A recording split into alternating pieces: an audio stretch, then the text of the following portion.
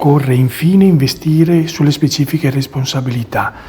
Sono state finanziate più seriamente già da quest'anno, ma occorre vigilare perché venga correttamente applicato il regolamento istitutivo che le prevede, se del caso valorizzarle ulteriormente.